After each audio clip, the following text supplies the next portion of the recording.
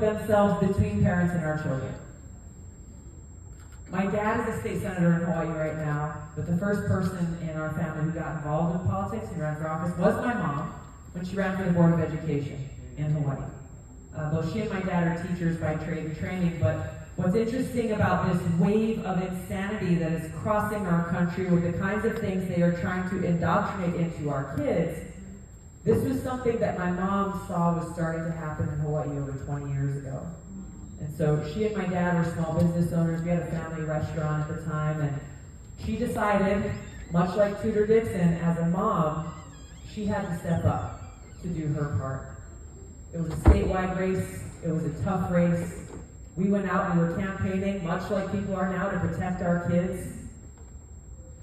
We had protesters who came up. I was telling someone earlier, we had protesters who came up one day. I was, 17 or 18, they were waving signs on the side of the road with my mom. And protesters came up and literally spat at my feet. And they said, "Look at you, the princess of hate." This was over 20 years ago. I was like, what is going on here? My mom's a teacher. She's running to be on the Board of Education. She's running to be an advocate for kids. And this is the response. What's sad is that what happened over 20 years ago, we compare that to what we're seeing now, it's like that on steroids. Yeah. There's no willingness to even have a conversation. To say, hey, here are the issues that I have with the agenda and the plans of what they want to teach our kids, and another person saying, well, no, I disagree. There's no conversation. This is one of the main reasons that I left the Democrat Party, is because they stand against freedom. Yeah.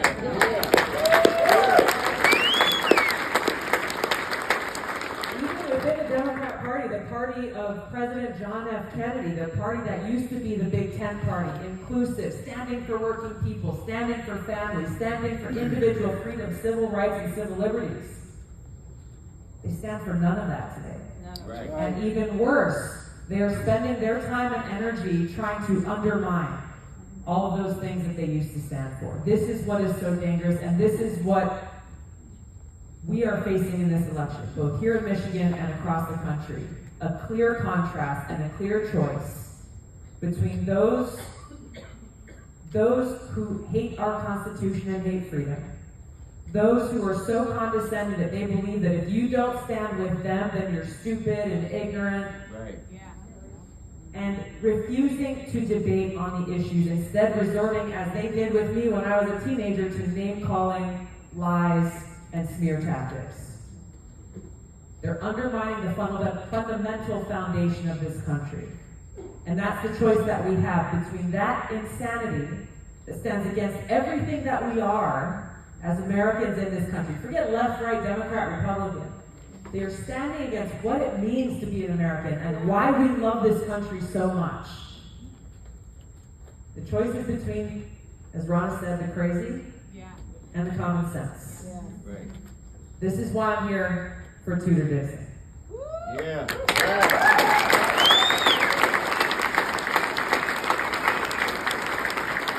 Because it doesn't take a genius to recognize that it is our parents who have the right and responsibility to raise their kids. I sent out a tweet about something that had happened in Florida a few months back, literally just saying that. It's a parent's right and responsibility to raise their kid, not the government. That's right. That tweet got so much hate. I was surprised. But it is a sign of where we are as a country and why every one of us must act.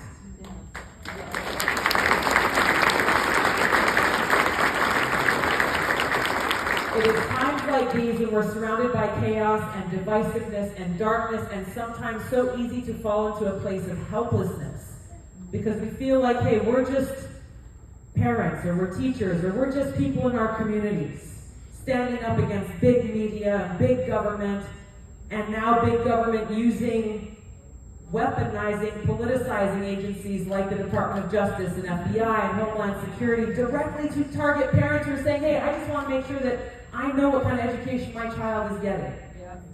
It is a dangerous moment, and this is where it's essential for us to get back to the basics. Yes. To get back to our foundation. to go back and look at, hey, why did our founders, when they were writing the Declaration of Independence, say, how do we start this thing off? We the people. We the people. It wasn't those guys in Washington. It wasn't only those people with lots of money or only those people with lots of power. We the people. We the people. And that call to action that they chose to issue at that time is just as powerful, just as relevant, and just as necessary for us today. Because our government has gone crazy. Yeah. They think that we work for them. That's right. Yeah. No. They work for us. Yeah.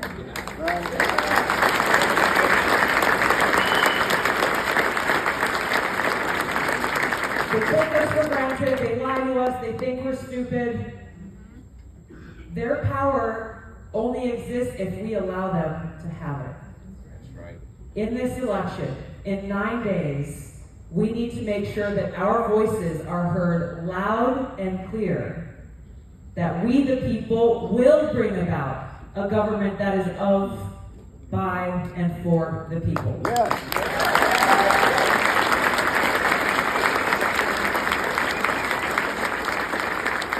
Now is the time for courage from every one of us. Now is the time for us to be able to have those tough conversations that Rhonda talked about. There's someone you haven't talked to in a little while because they're still pissed off about the 2020 election and the 2016 election. Pick up the phone and say, hey, how you doing? Because there are so many people across the country who are sick and tired of the same old politics and who are looking for strong leaders who are fighting for us. And that's what I see in Tudor Dixon. That's what I see in her heart. When she's talking about her daughters, when she's talking about her family, it is very clear what her motivation is. Why she has left her life behind as a very happy, private, successful business person, private citizen, and putting her and her family out there. Because they understand why this matters. Why it matters not just to them, but why it matters to every single one of us. We need governors like Tudor Dixon to be able to stand strong and courageously against big government in Washington trying to push their mandates on people here in Michigan.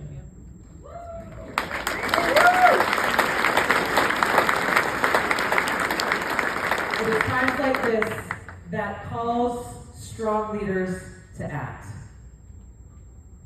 Tudor Dixon is one of those leaders. Please join me in welcoming your next governor of the state of Michigan, none other than the amazing Tudor Dixon.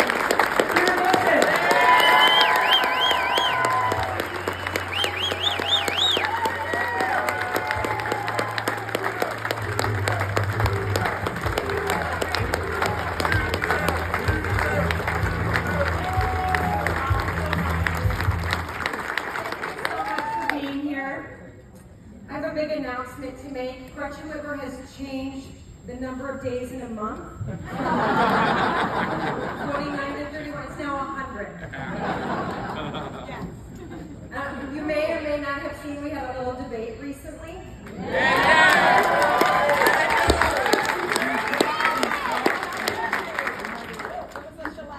There were some moms watching, and it's funny because I was so shocked at that moment. I was like,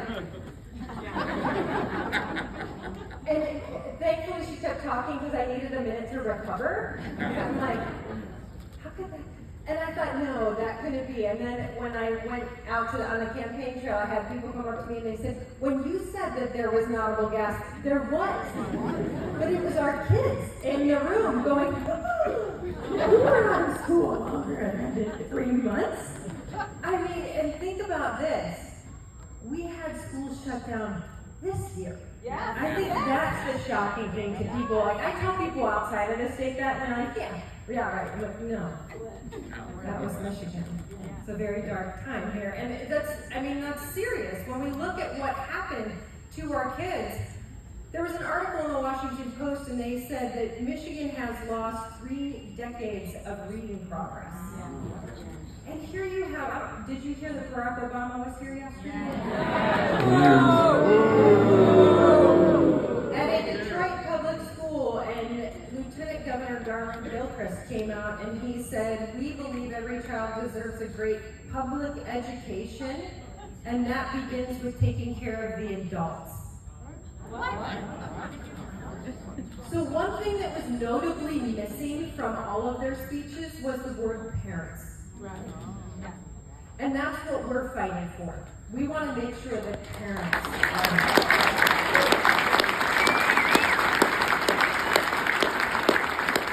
And I've been very clear that it is time to fund students, not systems. We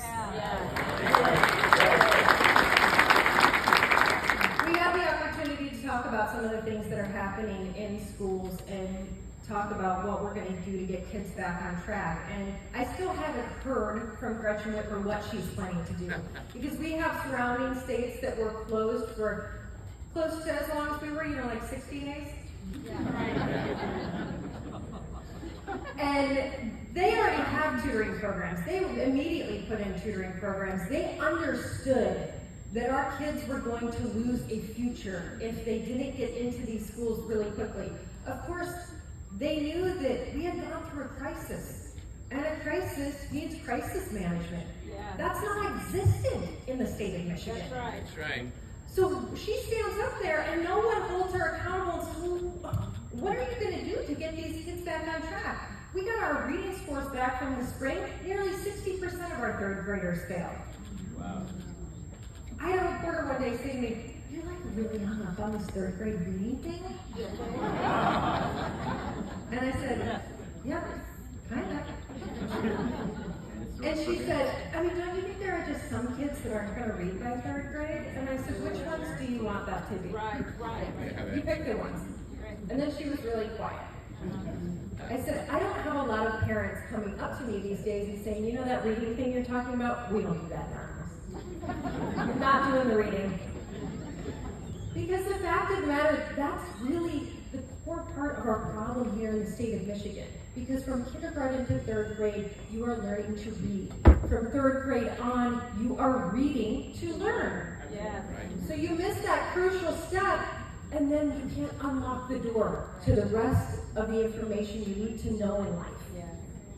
This is robbing kids of their future. And Gretchen Whitmer is like, "Yeah, we've got to do something in education. I've been governor for 4 years." And I look at this and I say, "You've been in state government for 20. Right. Don't tell me, we got kicked off balance with the crisis. You've been there for 20 years. What do you have to show for it?" That's right. And then I know some of you have been a little bit mad about these books that are in our schools. We have this courageous woman who started up Let Them Play. And I saw a post today from Jamie saying that she got kicked off of Facebook for reading one of these books. That's how bad they are. So, pretty interesting, at the debate, when we were asked the question about safety, and she turns to me and she says, I think she thought this was a really good line. "My opponent thinks that books are more dangerous than guns." And I'm like, how about we don't choose what's dangerous and what's not? We just fix all the dangerous things. Right.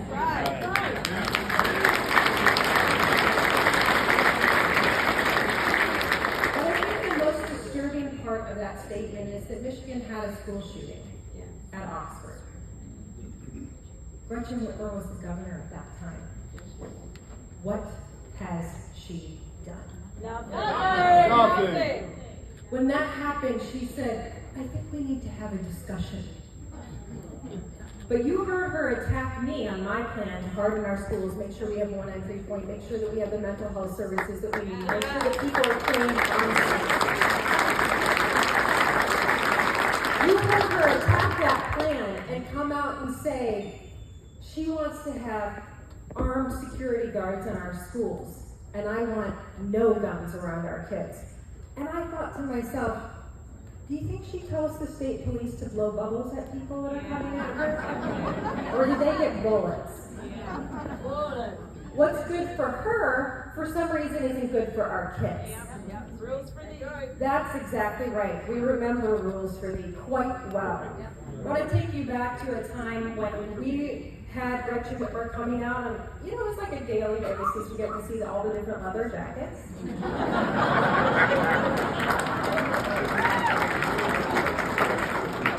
Coming out and shutting us down and telling us something new about how we were, you know, irresponsible, do your part, stay home, stay safe, all of that. And there was one time when the stay home, stay safe was whatever you do not go to Florida. Florida is so dangerous. You cannot go there because there's this guy there that's letting people run wild and live.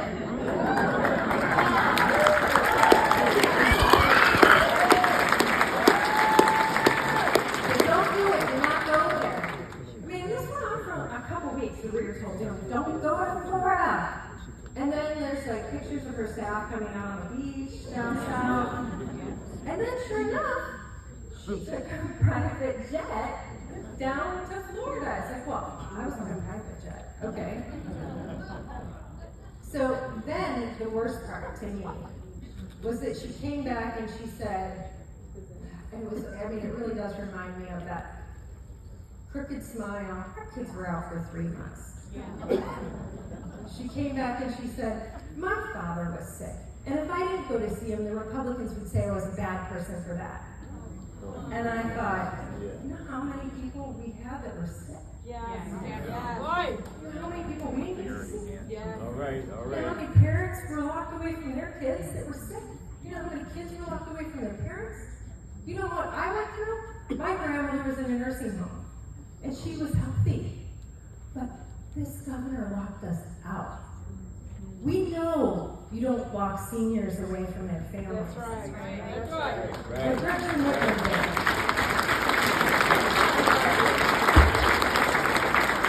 And when we got the call that she was going downhill, they said, come quickly and look through the window at her. And it was like a moment where in time you don't know what's happening. I mean, at that time, I don't know that I'm going to get so frustrated with this that I'm going to say, you know what, why don't I just go straight to the head of the dragon? I watched from the background, I stepped back, and my 4 girls are standing out the window with my sister and her daughter. And I took a picture because in my mind, I'm like, this is the last time we'll be together, but they're not even together, you know, it's so sad. Yeah. And as I stand back and take that picture, there's families down the line. I look back at that picture and I see the families standing there looking in the windows. The blinds, they don't even pull the blinds up. You're looking through the slats in the blinds. No. And she says, my father was sick. Yeah. This is why she doesn't deserve another. That's right.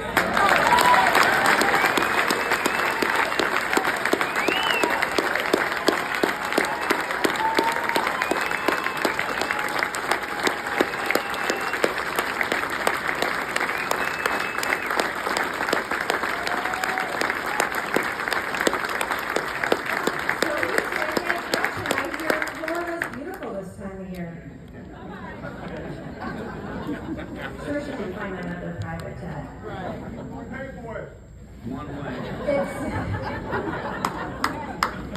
It's time to take our state back.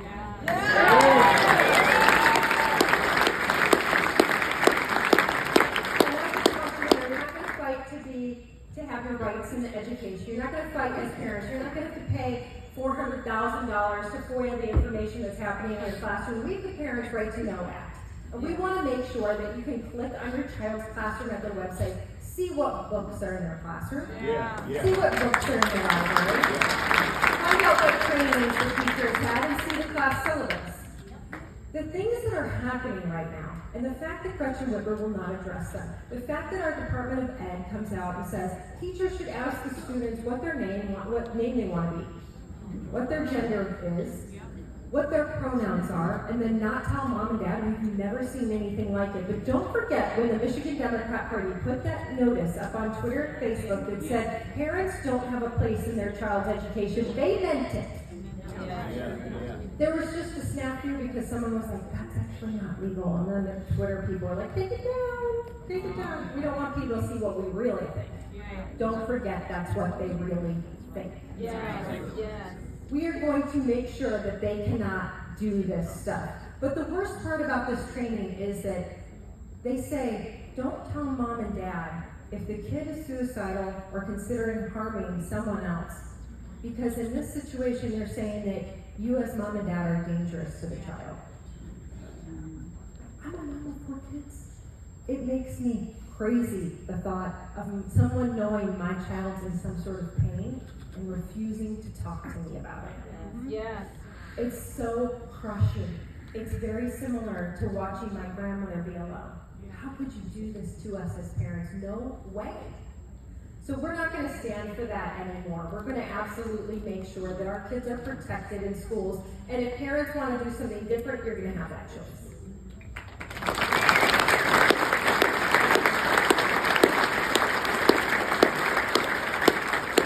We have so much opportunity right now in the state of Michigan. And the funny thing is that it's really been given to us by the Democrats. So in a way, we have to thank them. When I first came out of the primary, I had somebody on the radio say to me, one of these news folks, what do you think you're doing? I mean, how could you possibly go up against Gretchen Whitmer? She has name ID across the whole state and no one knows who you are. And I was like, you know what? Everyone in this state will know my name and Gretchen Whitmer's going to pay for it.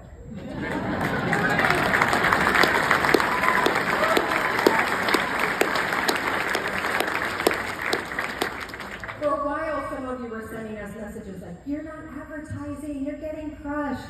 Turns out that she decided to spend $25 million on me. Now I go into restaurants, I go into the coffee shop, and people are like, I'm voting for you.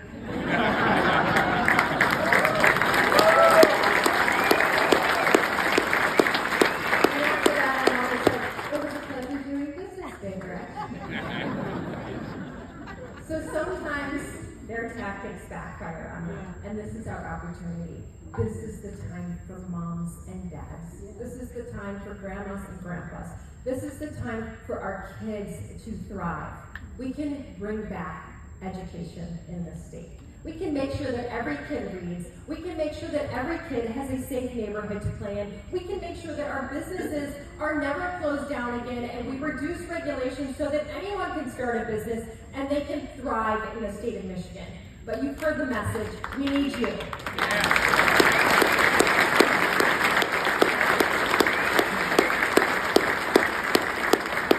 So keep this energy up. Get out there and talk to people. Make sure they vote. We're going to celebrate like we have never celebrated before on November 9th because we know we have a great future.